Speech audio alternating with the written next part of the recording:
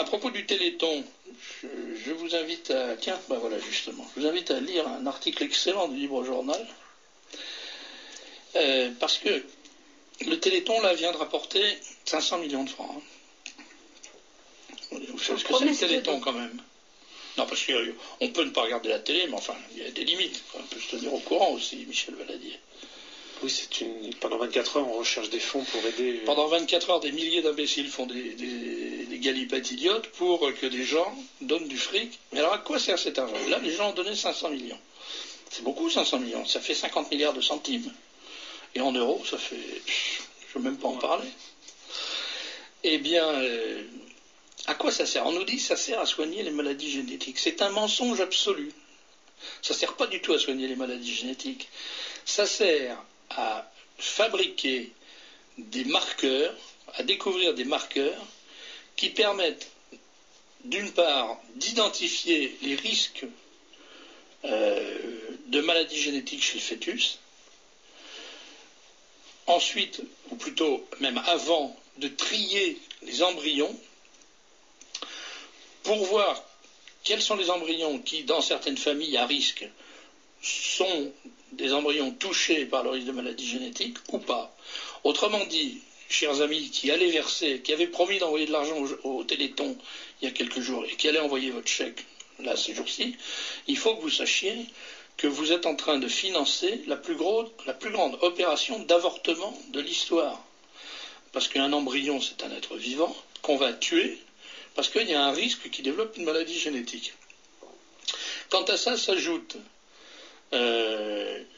l'arrêt Perruche qui conduit à poursuivre les médecins qui ont omis de diagnostiquer un risque de maladie et par conséquent omis de recommander à leurs clientes un avortement thérapeutique et de les poursuivre en responsabilité civile pendant 48 ans à partir du jour de l'accouchement, puisque à partir du jour de ses 18 ans, l'enfant naît affecté d'une maladie, alors que si on avait identifié cette maladie, sa mère aurait pu le tuer en avortant. Cet enfant-là peut poursuivre le médecin qui a été à l'origine de sa naissance pendant 30 ans, ce qui fait en tout 48 ans de risque pour le médecin. Si vous ajoutez ces deux choses, c'est la plus belle opération d'assassinat d'un pays qui a été montée depuis très longtemps. Bonjour à tous, dans cette nouvelle vidéo, je vais vous parler de l'arnaque qui se cacherait derrière ce Téléthon. Comme vous le savez, tous les ans, France Télévisions organise une messe télévisée pour récolter d'importantes sommes d'argent en vue de venir en aide aux enfants atteints de myopathie. Le pactole empoché chaque année par l'Association française contre les myopathies, l'AFM, unique bénéficiaire du Téléthon, dépasse souvent les 100 millions d'euros. Une partie de cet argent servirait à construire des laboratoires de plus en plus modernes, hein. Mais pour ce qui est du reste de l'argent, nous ne savons pas trop où il va. En avril 2005, le magazine Capital nous apprenait dans un article qu'une grande partie des fonds recueillis chaque année par l'AFM, hein, grâce au Téléthon, servait à améliorer le quotidien de ses dirigeants. La Cour des comptes avait relevé, entre autres, et constaté que le salaire des 10 principaux cadres de l'association AFM, hein, gagnait en moyenne à cette époque 7 676 € par mois. Sans compter les voitures de fonction, les virées dans les 4 étoiles à Bora Bora, les achats de vêtements personnels et de meubles, ainsi qu'une coquette villa avec jardin, femme de ménage et jardinier dans l'Essonne pour sa directrice de l'époque, hein. Le plus navrant dans cette histoire du Téléthon, c'est de savoir que les principaux cadres de cette association française contre les myopathies, l'AFM, semblent tous profiter de cette manne financière. L'AFM, qui est l'association française contre les myopathies, prétend se servir de l'argent du Téléthon afin de faire des recherches en vue de soigner les enfants atteints de myopathie. Or, la finalité de ce genre de recherche ne se trouve pas dans la guérison, mais dans le développement d'une technologie qui aboutira à un tri sélectif de l'embryon. Les futurs fœtus qui présenteront les symptômes de la myopathie ou d'autres maladies, hein, bien entendu, hein, seront ainsi écartés et ne pourront plus se développer dans le ventre de leur mère. Et en aucune manière on les soignera, puisqu'on va les écarter de ce système de la fécondation, puisqu'ils porteront, on aura détecté des tares dans leur génome. L'argent du Téléthon permettra le développement d'un certain eugénisme, où les parents pourront choisir les caractéristiques de leur futur bébé. Par exemple, les techniques modernes de procréation médicalement assistée, je parle de la thérapie génique, somatique ou germinale, diagnostic préimplantatoire ou prénatal, clonage reproductif ou thérapeutique, soulèvent désormais beaucoup d'interrogations sur leur nature eugénique, dans la mesure où elles permettront d'identifier les malformations ou maladies sur le fœtus et de donner le choix aux parents soit d'interrompre la grossesse, soit de choisir un autre embryon. Les chercheurs contre la myopathie et les maladies génétiques financés par le Téléthon utiliseront des cellules souches embryonnaires et surtout opéreront un tri. En langage plus clair, plus de 90% des enfants dits trisomiques qui devraient naître ne naîtront plus, puisqu'on aura détecté ce problème avant que le fœtus se développe. Les dérives eugénistes résulteront de tous ces diagnostics préimplantatoires qui seront réalisés afin de trier les embryons sains et de détruire les autres. Ou des diagnostics prénataux qui conduiront à l'avortement des fœtus atteints. On élimine ainsi le malade au lieu de le soigner. Les bébétons, oui c'est le cas de le dire, on peut dire les bébétons, qui sont présentés comme guéris ne le sont pas en réalité puisqu'ils n'ont jamais été malades. Ce sont les survivants du tri embryonnaire et de l'avortement prétendument thérapeutique. Donc on ne soigne pas vraiment mais on fait un tri. Ceux qui, du moins les fœtus qui vont contenir les gènes de ces maladies seront écartés de la fécondation. Donc on ne peut pas vraiment dire qu'on les soigne. On fait un tri prénatal et ensuite on choisit les embryons puis les fœtus qui seront sains. Et en plus de permettre de pratiquer ce tri sélectif à un niveau cellulaire et embryonnaire, l'argent récolté par le Téléthon permet la construction de laboratoires de plus en plus modernes, à l'intérieur desquels les chercheurs travailleront sur le développement d'une technologie qui nous orientera progressivement vers une société qui avait déjà été évoquée par Aldous Huxley dans son roman publié en 1932 et qui est intitulé « Le meilleur des mondes ». Donc vous voyez le titre Aldous Huxley, Le meilleur des mondes. Dans son roman de science-fiction, Aldous Huxley imaginait déjà une société qui utiliserait la génétique et le clonage pour conditionner les individus conçus exclusivement dans des éprouvettes et hiérarchisées. Dans cette société futuriste, la reproduction sexuée telle qu'on la conçoit actuellement aura totalement disparu. Les êtres humains seront tous créés en laboratoire, les fœtus y évolueront dans des flacons et seront conditionnés durant leur enfance. Les traitements que subiront les embryons au cours de leur développement détermineront leur futur goût, aptitude, comportement en accord avec leur future position dans la hiérarchie sociale. Ainsi, les embryons des castes inférieures recevront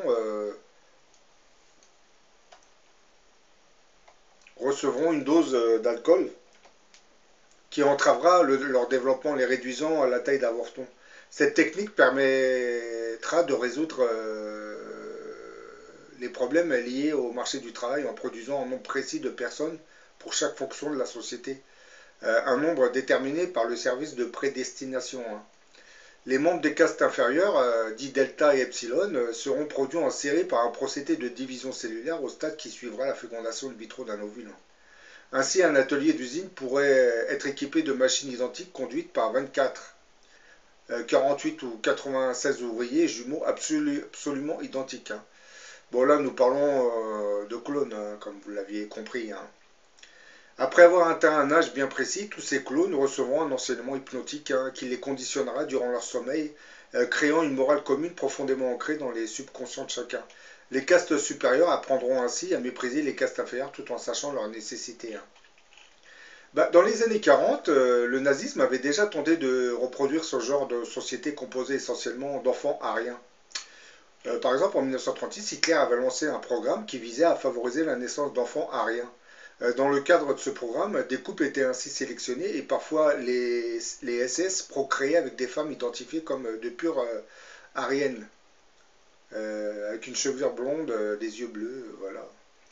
Les enfants naissants de ces unions étaient enlevés à leur mère et pris en charge par l'État. Bah, après ces tragiques expériences, l'eugénisme sera écarté des programmes politiques au lendemain de la Seconde Guerre mondiale. Mais certains pays comme la Chine, qui est confrontée à une forte densité de population, semblent avoir privilégié certains programmes qui se rapprocheraient de cet eugénisme. La Chine aurait entre autres promulgué des lois eugénistes, hein, qui auraient entraîné une politique d'avortement et de stérilisation forcée. Bah, entrée en vigueur en 1995, une loi impose ainsi un examen prénuptial et prévoit que les porteurs de maladies génétiques, de maladies infectieuses désignées ou de maladies mentales pourront se voir interdire de procréer. Ces personnes ne pourront alors se marier que si elles prennent des moyens contraceptifs sur une longue période ou s'engagent à une stérilisation. Les lois eugéniques toucheront surtout les paysans, hein, qui composent plus de 70% de la population, et les minorités ethniques, hein, qui composent 10% de la population chinoise.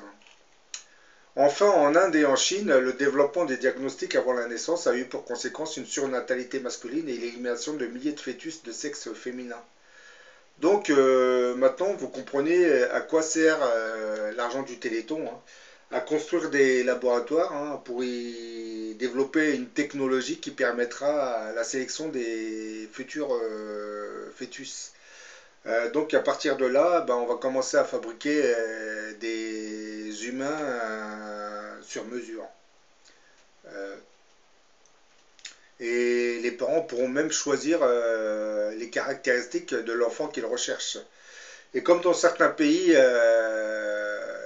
les parents préfèrent les garçons-filles, donc ces parents pourront être amenés à réclamer que des garçons.